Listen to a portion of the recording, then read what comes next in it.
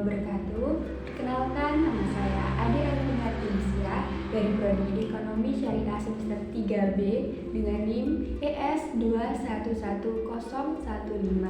Nah, di sini saya akan memaparkan atau menjelaskan materi tentang ijarah dengan dosen pengampu Bapak Zainal Abidin MPDI, mata kuliah Fikih Muamalah 2. Silahkan ditonton.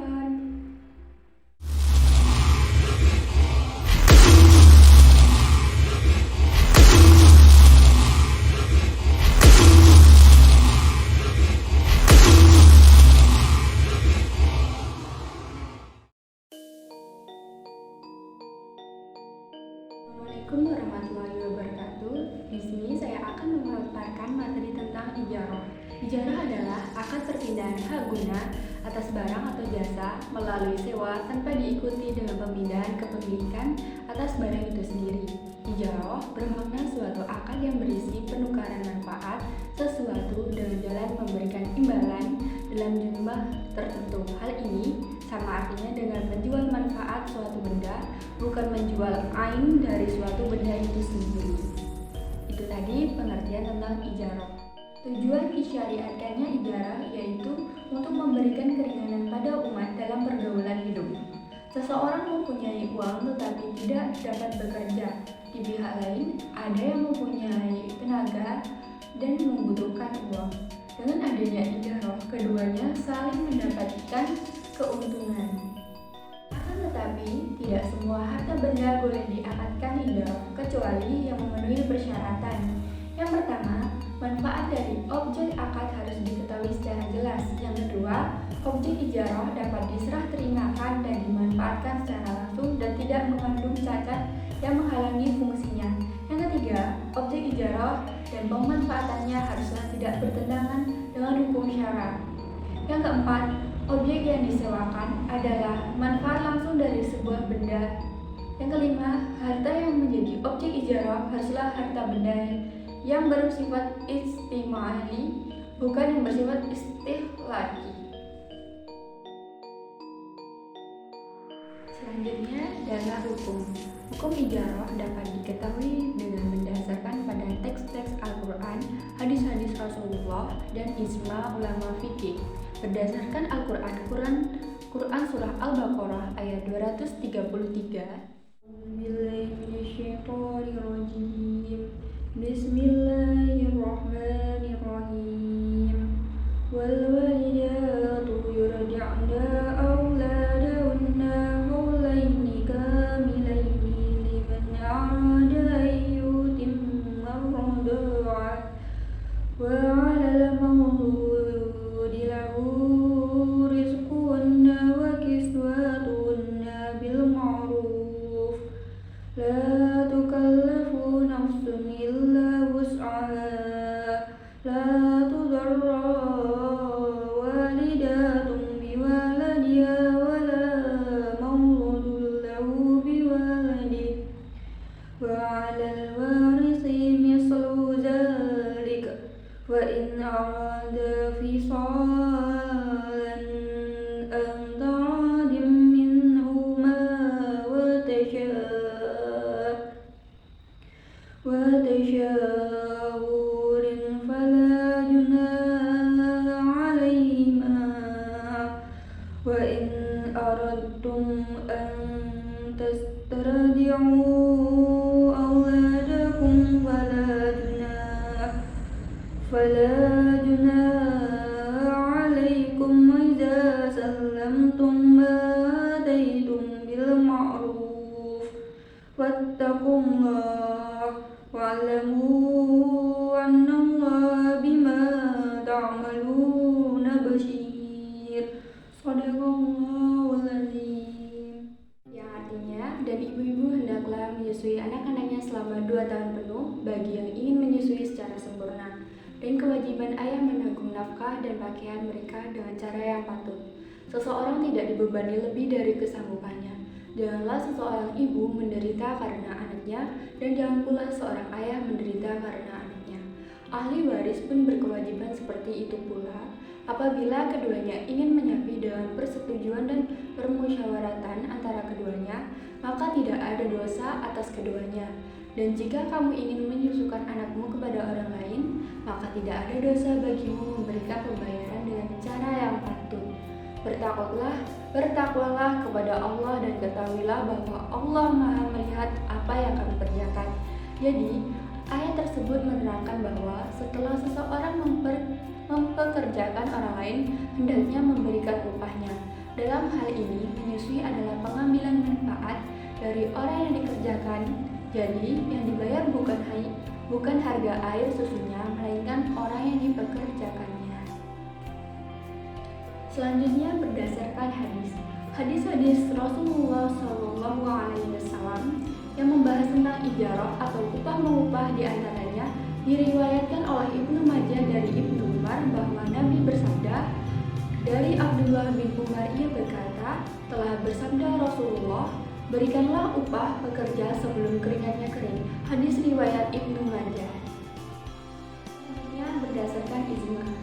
Para ulama sepakat bahwa ijarah itu dibolehkan dan tidak ada seorang ulama pun yang membantah kesepakatan ijma ini.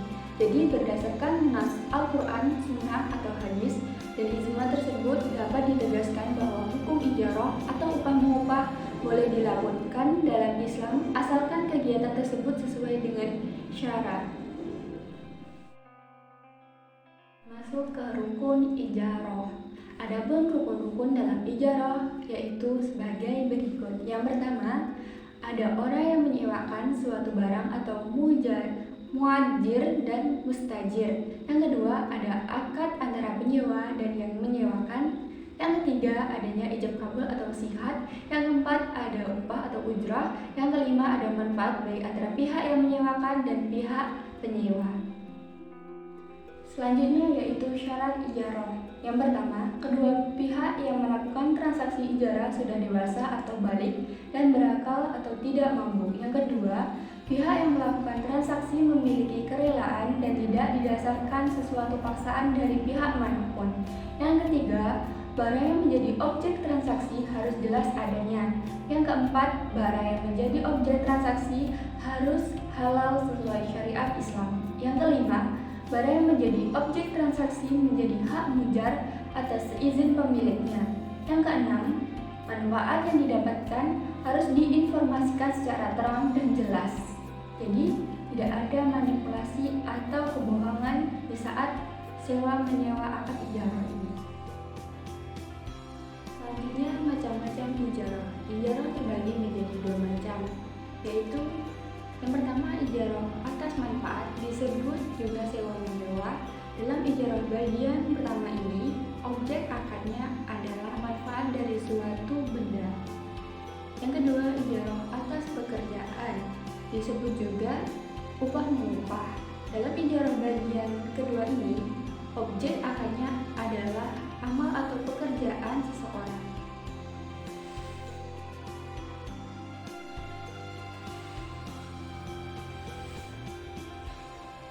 Selanjutnya yaitu pembatalan ijarah. Akad ijarah atau sewa menyewa dapat berakhir atau dibatalkan apabila terjadi permasalahan, yaitu yang pertama, objek atau barang yang hendak disewakan mengalami kerusakan. Yang kedua, objek sewa hilang atau musnah. Yang ketiga, masa sewa menyewa yang sebelumnya sudah disepakati oleh kedua belah pihak telah berakhir. Yang ketiga, apabila dalam bentuk barang, maka penyewa harus mengembalikan kepada pemiliknya. Yang keempat, sementara jika yang disewa adalah jasa, maka orang tersebut berhak menerima upah dari jasa yang telah dilakukan. Yang kelima, terjadi uzur pada salah satu pihak.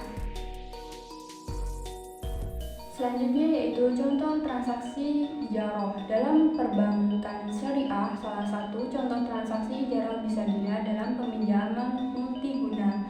Contohnya, seseorang meminjamkan sepeda motornya ke bank untuk mendapatkan pinjaman. Hak guna sepeda motor tersebut berpindah ke bank, namun tidak atas kepemilikannya. Setelah nasabah melunaskan pinjamannya, maka hak guna sepeda motor tersebut kembali ke nasabah. Akad ijarah yang kedua, ketika seseorang sedang mencari bangunan untuk dijadikan tempat usaha, kemudian ia bertemu dengan pihak yang sedang menyewakan propertinya. Setelah menunjukkan detail serta keadaan bangunan, penyewa akhirnya setuju dengan properti tersebut.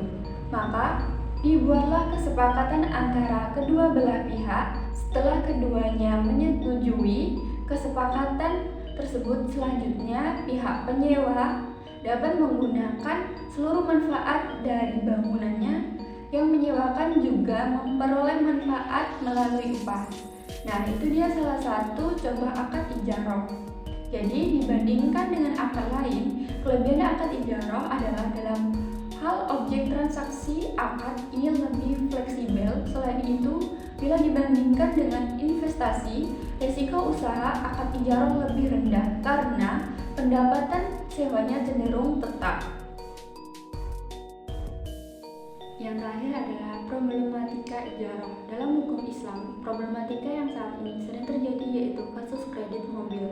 Lewat lembaga perkreditan syariah sering menerapkan akad ijarah pada produk ijarah mutahiyah bi'al tamlik, yaitu akad sewa yang diakhiri dengan kepemilikan. Di sisi lain, untuk kasus istisna ada juga penerapan pengembangan dari IMBT ini dengan akad syirkah musyahamah bihi nihayati al-tamlik, yaitu akad kemitraan dengan purna akad berupa 100% kepemilikan menjadi hak pengelola. Akad ini sebenarnya merupakan modifikasi dari akad kredit mobil pada lembaga perkreditan konvensional yang menekankan akad jual beli secara kreditnya. Apabila terjadi kasus darurat kemacetan nasabah dalam membayar cicilan, maka akan berubah menjadi akad ijarah atau sewa menyewa. Dan apabila nasabah mampu melunasi cicilannya sesuai dengan waktu yang ditentukan, maka akan mengikuti pada bai tasfid atau bai bil atamani al-ajil. Pelelangan barang merupakan solusi akhir penyelesaian kredit. Intinya, bahwa kedua praktik perkreditan konvensional dan syariah ini memiliki mekanisme yang sama apabila terjadi kemacetan barang yang dikredit, yaitu pelelangan. Kesimpulannya adalah akad ijarah yaitu pengambilan manfaat terhadap benda atau jasa sesuai dengan jangka waktu yang ditentukan dan adanya imbalan atau upah serta tanpa adanya kepindahan kepemilikan. Seperti yang telah dijelaskan, rukun ijarah terdiri dari mujir atau orang atau barang yang disewakan dan mustajir, orang yang menyewa, objek transaksi, manfaat dan imbalan atau upah, sihat, ijab dan kabul. Mungkin hanya itu yang dapat saya sampaikan. Kurang dan lebihnya mohon maaf. Wassalamualaikum warahmatullahi wabarakatuh.